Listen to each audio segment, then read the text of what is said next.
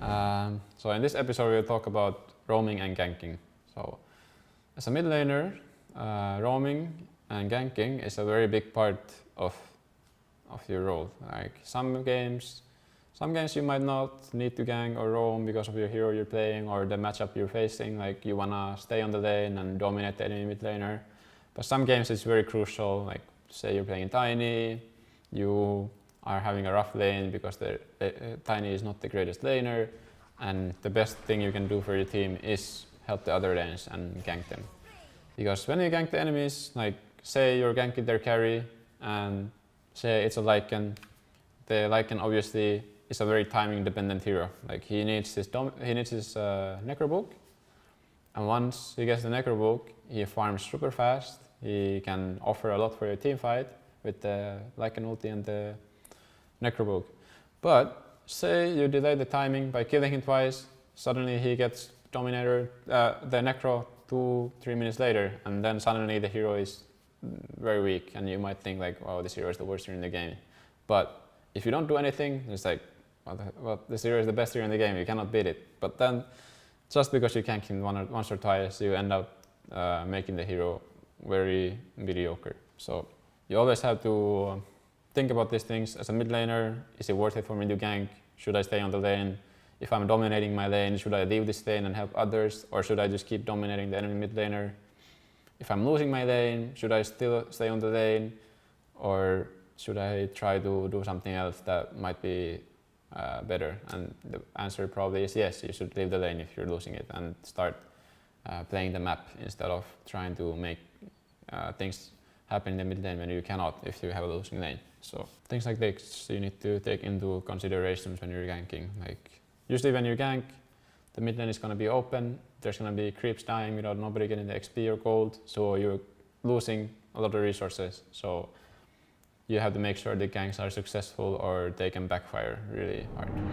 So before you start ganking, you always have to evaluate the risk and the reward. So say I'm playing Invoker, I'm dominating my lane against Ember. I hit I'm 6, 5 minutes in I'm level 6. And I have boots, null talisman, something like that, 1 place of attack.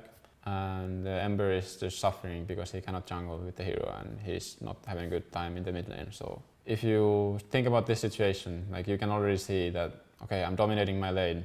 He is not getting much the Ember, and Ember probably needs to get a good laning stage because otherwise the hero falls off. It's hard for him to come back, and Ember is an early game hero, so if he has a slow early game, it's very hard for Ember to have an impact on the game. So here you can already see that the reasons for me to stay in the lane are very big.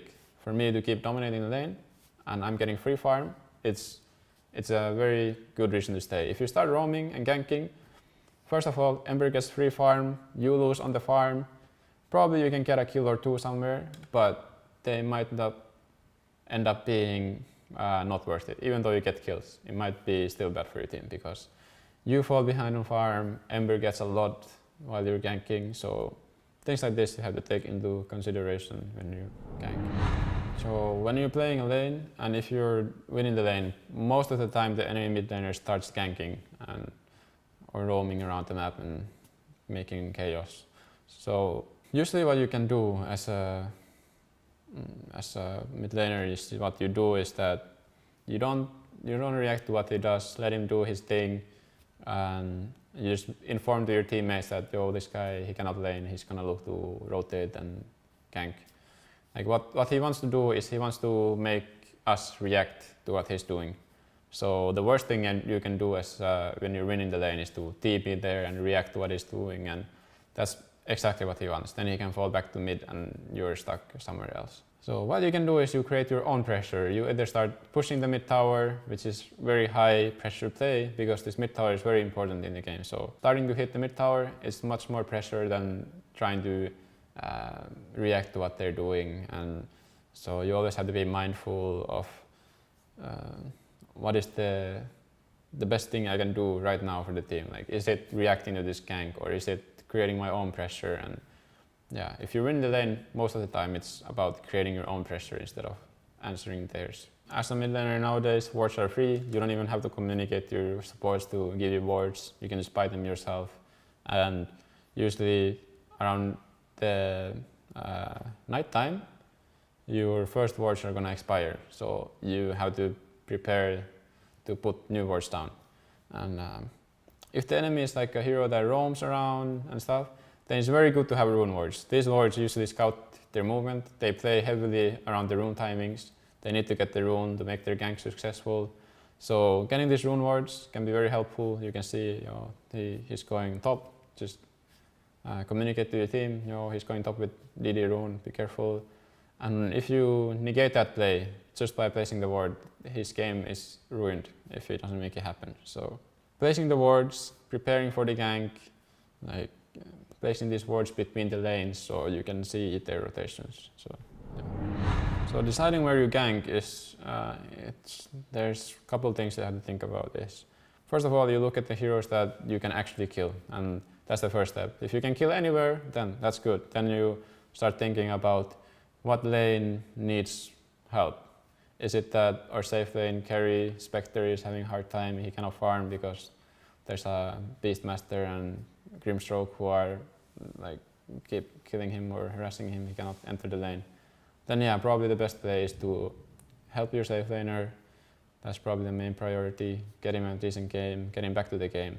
Usually you look at the heroes that are suffering. Like if you're having a good game on a Juggernaut carry, probably you don't want to go there and just like they're already winning the lane, don't go there. Just look at the lane that needs help and look at what the enemy's win condition is. If they have, say, the Lycan again, and you're unsure which lane to gank, like which one is better, then you should think about what's their win condition. What is that they need to get online in the game? So usually when they have Lycan, it's about the Lycan timings. They have the Necro timing and then later AC timings and stuff like that. So yeah, you have to think about that, and yeah, in that case probably it's the best to gank the Lycan and slow his game down.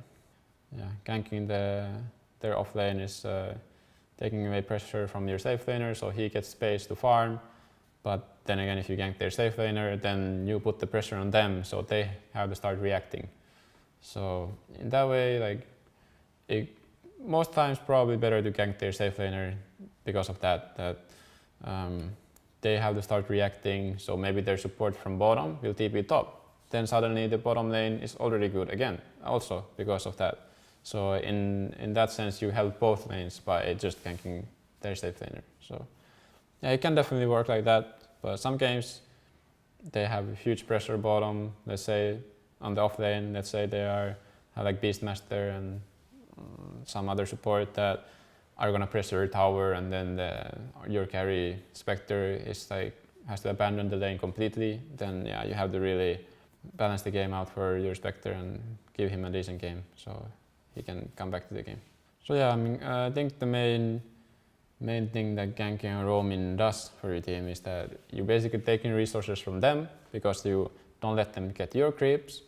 It gives your carrier offlaner the chance to get the creeps that they're denying while also killing the enemy. So it's like you get so much value out of the ganking if you make it successful. So that's why most games it's very important as a mid laner to gank and roam. Like even sometimes you see me running as a tiny 10 minutes in, like 30 last hits only, like why is he so low on last hits? Because I'm running around and making space for my team and taking it away from them. So that's something people forget, that you're actually ruining their game while you are helping your team. So you get a lot out of it.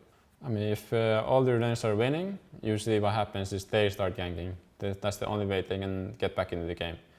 If they don't do that, you should be very happy with just staying in your lanes and keep winning all the lanes.